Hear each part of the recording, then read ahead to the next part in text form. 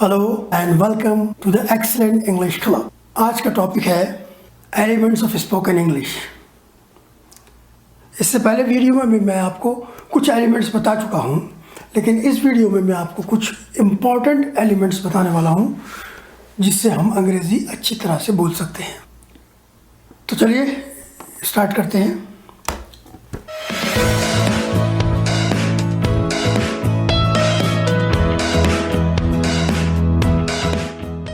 Some very important elements of spoken English. Number one, vocabulary. Number two, pronunciation and sounds. Number three, syllable structure. Number four, sentence patterns. This one, sentence pattern, मैं आपको इससे पहले उसमें बता चुका हूँ, लेकिन इसमें मैं आपको सही से एग्जाम्पल देके बताऊँगा। इसके बाद है पॉजिंग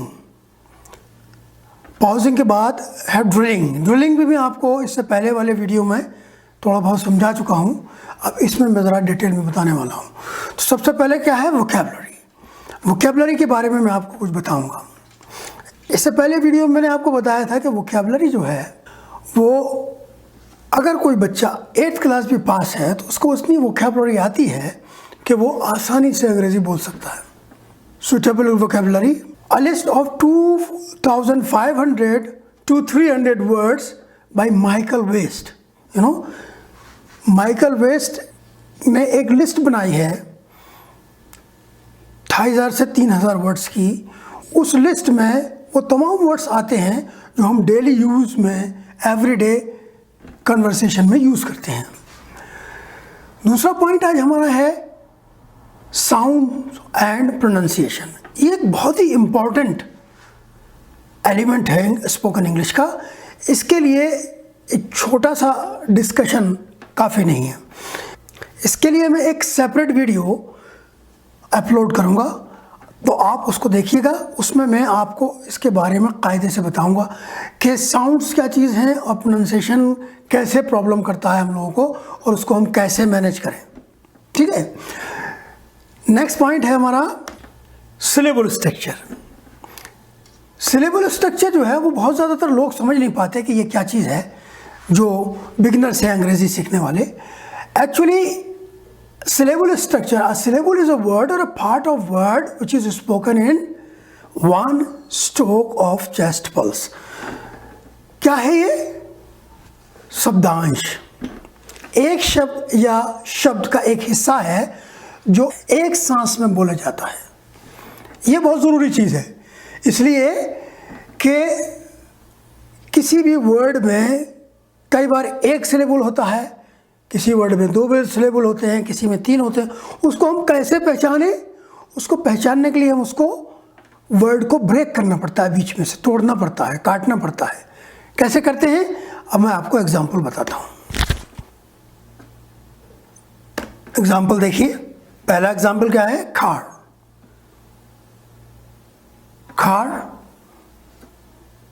हमने एक सांस में बोला, एक बार में बोला। दूसरा एग्जाम्पल इसके आगे देखिए, टाइगर। इसको 2 बार में बोला। तो खार एक सिलेबल वर्ड है और टाइगर 2 सिलेबल वर्ड है। दूसरा एग्जाम्पल देखते हैं, बॉय एक बार में बोला। ज़ेब्रा 2 बार में बोला। एक सिलेबल वर्ड, 2 सिलेबल वर्ड। तीसरा ले लीजिए, एलिफेंट यानी 3 टाइम्स, 3 स्ट्रोक्स में बोला, 3 बार हमारे मुंह से निकला एलिफेंट। सो ये क्या हुआ? 3 सिलेबल वर्ड हो गया। ठीक है। तो इस तरह से हम इसको ब्रेक करते हैं, इसको कहते हैं सिलेबल स्ट्रक्चर। और एक एग्जांपल मैं आपको दिखाता हूं। Some more examples, banana and watermelon. ये देखिए, बनाना एंड वाटरमेलन। सो ना 3 times, watermelon 4 times. Banana, watermelon 4. Okay, एक और एग्जाम्पल दिखाता हूँ आपको, बहुत ही इजी.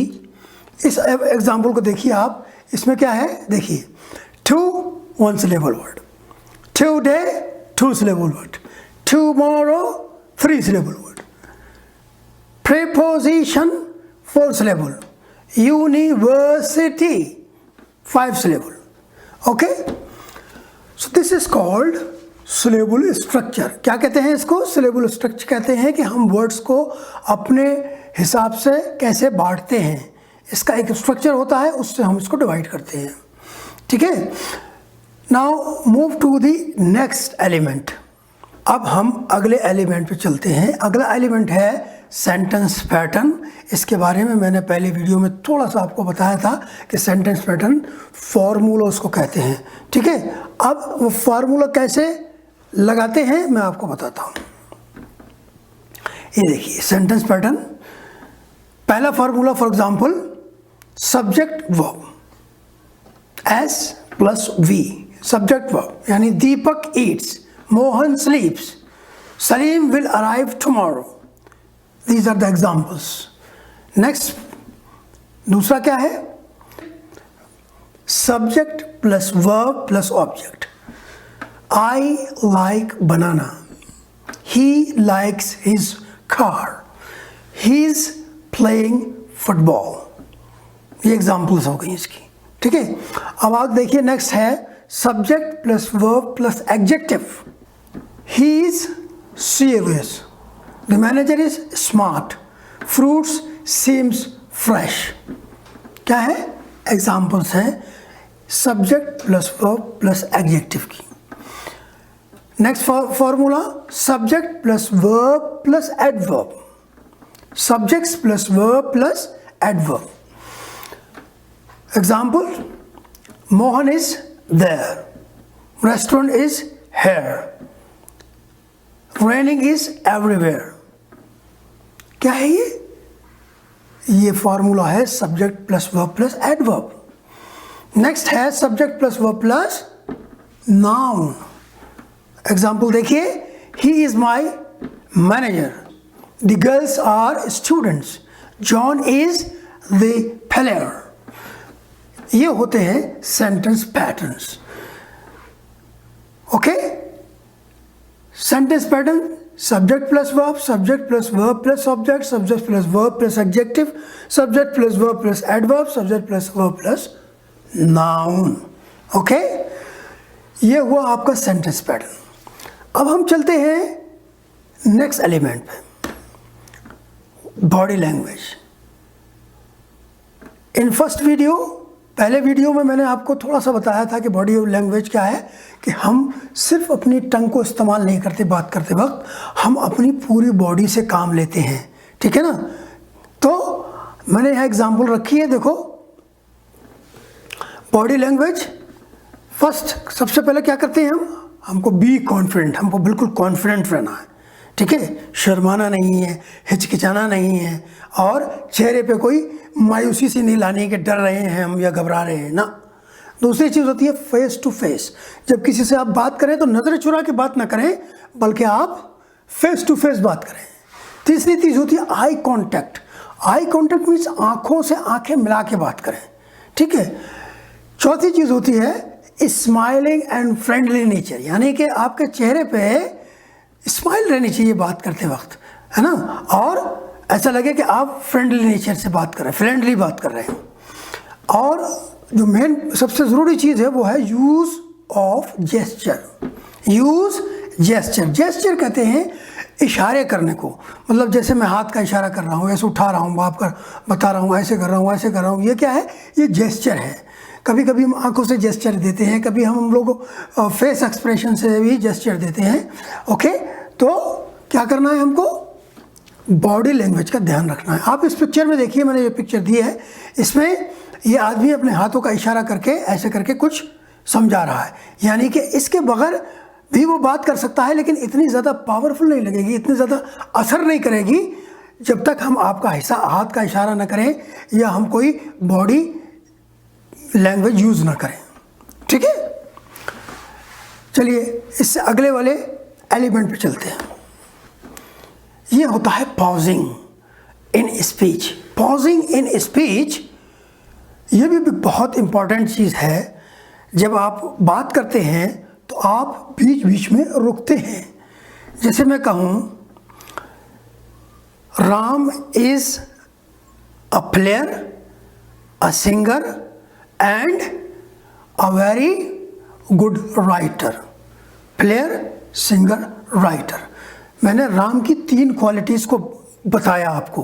तो पहली क्वालिटी के बारे में बताने के बाद मैं एक कॉमा लगाऊंगा, फिर दूसरी के बाद एक कॉमा लगाऊंगा, तीसरी के बाद एंड लगाकर तीसरी क्वालिटी बताऊंगा। तो जहाँ जहाँ कॉमा आएगा, जहाँ जहाँ फुल स्टॉप आएगा, जहाँ जहाँ पर सेमीकोलन आएगा, वहाँ पर आपको थोड़ा सा पॉजिंग देनी होती है, रुकना होता है। और पॉजिंग अगर गलत जगह लग जाए तो क्या होता है?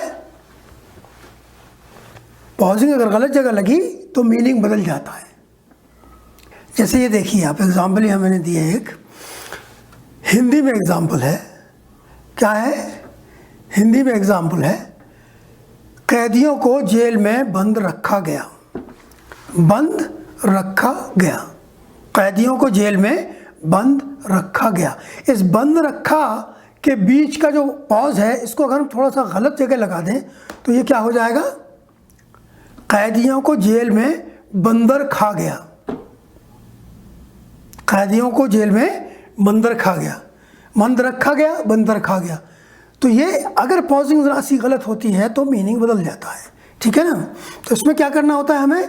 Length of time, space in silence between words और फ्रेजेस। जो वर्ड्स और फ्रेज होते हैं उनके बीच में जो साइलेंस आता है, जो खामोशी आती है, उसको पॉजिंग कहते हैं। वो हमको लानी होती है। The next point is imitation and drilling. Imitation and drilling. Imitation and drilling क्या चीज़ है साहब? जैसे कि मैंने आपको पहले वीडियो में बताया था कि ड्रिलिंग जो है वो कॉपी करने को कहते हैं। तो देखिए, आप इसमें एक पिक्चर दिया है मैंने, बॉडी लैंग्वेज इमिटेशन। एक बच्चा जो है वो अपने पेरेंट्स की, अपने फादर की कॉपी कर रहा है। वो क्या कर रहा है? इमिटेट कर रहा है अपने फादर को। इमिटेशन क्या कहते हैं? किसी को कॉपी करने को कहते हैं। और ड्रिलिंग क्या कहते हैं? डायलॉग को कॉपी करने को कहते हैं, बार बार बार बार बार बार। आपको एग्जांपल देता हूं मैं इसकी। ये देखिए, फॉर एग्जांपल, अगर कोई टीचर किसी स्टूडेंट को ड्रिलिंग कराए तो वो कैसे कराएगा? टीचर कहेगा he is a player, student भी कहेगा he is a player. Teacher कहेगा John is an engineer, student भी बोलेगा John is an engineer. Teacher कहेगा I am going to market, student भी बोलेगा I am going to market. ये repeat करना है, बार बार रिपीट करना है, इसको कहते हैं drilling. Okay, drilling means copying something और इमिटेटिंग समबडीज बॉडी लैंग्वेज और वॉइस। ओके, क्या कहते हैं? इसको कहते हैं ड्रिलिंग। तो ये कुछ एलिमेंट्स हैं वेरी इंपॉर्टेंट जो मैंने आपको बताया इस वीडियो में, इनका आपको ध्यान रखना है। सिलेबल स्ट्रक्चर हो गया, वोकैबुलरी आपको मैंने बता दी है। एक लिस्ट जो है माइकल वेस्ट की है वो आप निकाल लीजिए, नेट से मिल जाएगी आपको गूगल पे। इसके बाद मैंने आपको बताया प्रोनाउंसिएशन एंड साउंड्स। ये मैं आपको 2 लफ्ज़ों में नहीं बता पाऊँगा, इसलिए कि ये बहुत समझाने की चीज़ है। इसके लिए मैं एक अलग से सेपरेट वीडियो बनाऊंगा, उसमें मैं आपको समझाऊंगा इसको। इसके अलावा आपको मैंने बताया कि बॉडी लैंग्वेज होती है और ड्रिलिंग होती है और इमिटेशन होता है, ठीक है। तो ये तमाम चीज़ें हो गई और इस वीडियो में बस आज इतना ही। अगले वीडियो में मैं आपको नई चीज़ ला के दूँगा। वीडियो देखने के लिए बहुत बहुत शुक्रिया। Thank you very much.